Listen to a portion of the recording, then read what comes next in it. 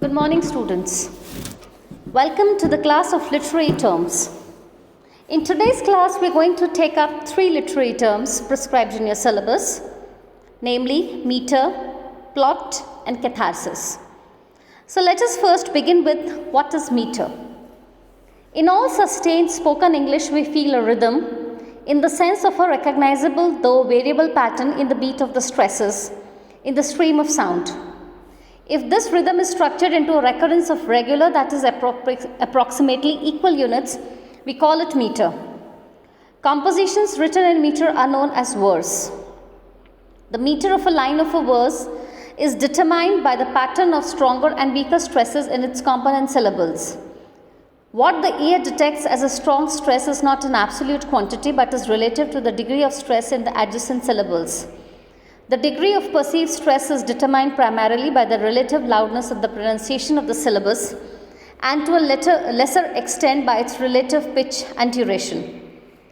It is possible to distinguish various degrees of relative stress in English speech, but the most common and generally useful fashion of analyzing and classifying the standard English meters is to distinguish only two categories of stress and syllable: weak stress and strong stress, and to group the syllables into metric feet according to the patterning of these two stresses. A foot is the combination of a strong stress and the associated weak stress or stresses which make up the recurrent metric unit of a line.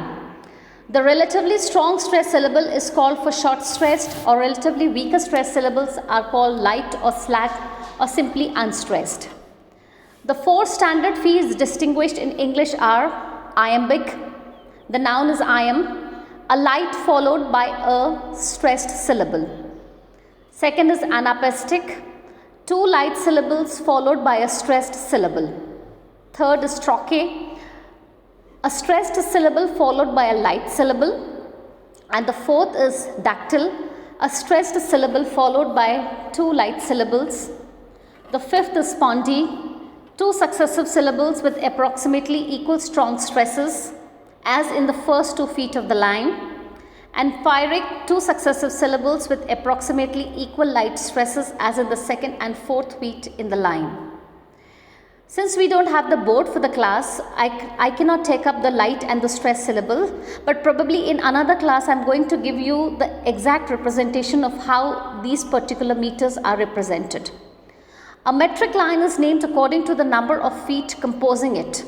We have the monometer, 1 foot, diameter 2, trimeter 3, tetrameter 4, pentameter 5, hexameter is 6 feet, and alexandrine is a line of 6 iambic feet, heptameter and octameter. This much so for the meter. Now let us take what is plot. The plot in a dramatic or narrative work is the structure of its action, as these are ordered and rendered towards achieving particular emotional and artistic effects. This definition is deceptively simple because the actions, including verbal as well as physical actions, are performed by particular characters in a work and are the means by which they exhibit their moral and dispositional qualities. Plot and character are therefore interdependent critical concepts. What is character but the determination of an incident? And what is incident but the illustration of a character? As we usually summarize a work, we can say that first this happens, then that, and so on and so forth. It is only when we say how this is related to that and that, in what ways all these matters are rendered and organized so as to achieve their particular effects, that a synopsis begins to be adequate to the actual plot. There are great varieties of plot forms. For example, some plots are designed to achieve tragic effects and others to achieve the effects of comedy, romance, or satire. The chief character of a work on whom our interest centers is called the protagonist or hero, and he is pitted against an important opponent. That character is called an antagonist. Hamlet is the protagonist and King Claudius the antagonist in Shakespeare's play, and relation between them is one of conflict. If a character sets up a scheme which depends for its success on the ignorance or gullibility of the person or person against whom it is directed, it is called an intrigue. Iago intrigues against Othello and Cassio in Shakespeare's tragedy Othello. A number of comedies, including Ben Jonson's Volpone and many restoration plays, have plots which turn largely on the success or failure of an intrigue. As the plot progresses, it arouses expectations in the audience or reader about the future course of events. An action uncertainty about what is going to happen, especially to those characters whose moral qualities are such that we have established a bond of sympathy with them, is known as suspense. If what in fact happens violates our expectations, it is known as surprise. The interplay of suspense and surprise is a prime source of the magnetic power and vitality of an ongoing plot. The most effective surprise is one which turns out, in retrospect, to have been well grounded in what has gone before, even though we have hitherto made the wrong interference from the given facts of circumstances and character. A surprise ending in the pejorative sense is one in which the author resolves the plot without adequate earlier grounds in characterization or events, often by the use of coincidence. There are numerous examples in short stories of O. Henry. Further, we can say that a plot has unity of action, that is, it is an artistic whole. If it is a single, complete and ordered structure of actions, all directed towards an intended effort in which none of the component parts or incidents is unnecessary, and as Aristotle has defined, so closely connected that the transposal or withdrawal of any one of them will disjoint and dislocate the whole. Aristotle claimed that it does not constitute a unified plot to present a series of episodes which are strung together into a single narrative because they happen to a single character. A successful development in which Aristotle did not foresee is the type of structural unity that can be achieved with double plots, familiar in Elizabethan drama. A subplot, a second story that is complete and interesting in its own right, is introduced into the play, and when it is skillfully managed, it serves to broaden our perspective on the main plot and to enhance rather than diffuse the overall effect.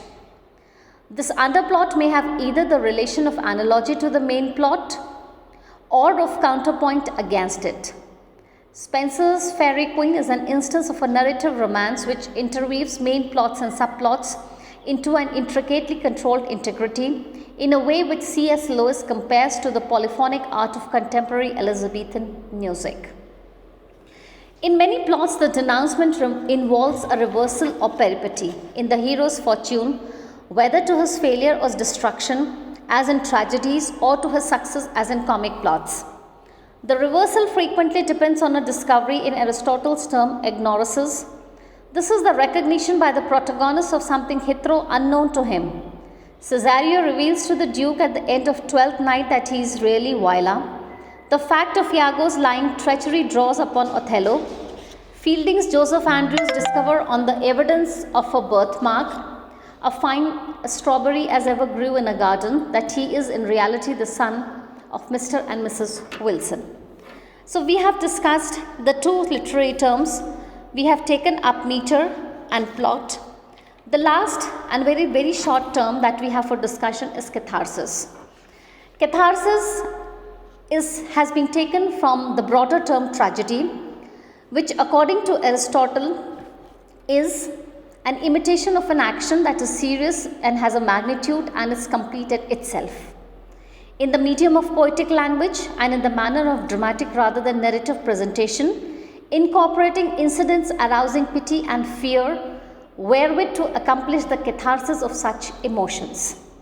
So if we have to interpret what catharsis is, how to interpret Aristotle's catharsis, which in Greek signifies purgation or purification, or maybe both, is much disputed. On two matters, however, a number of modern commentators agree.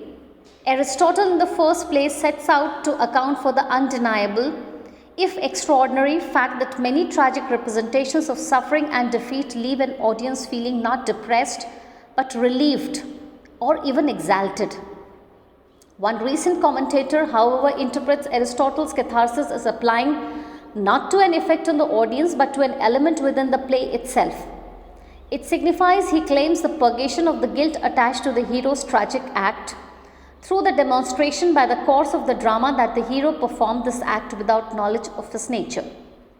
In the second place, we can say Aristotle uses this distinctive effect, the pleasure of pity and fear, as the basic way to distinguish the tragic from comic or other forms, and he regards the dramatist aim to produce and maximize this effect as the principle which determines both the choice of the tragic protagonist and the organization of the tragic plot. So students, in this class we have taken up the literary term meter.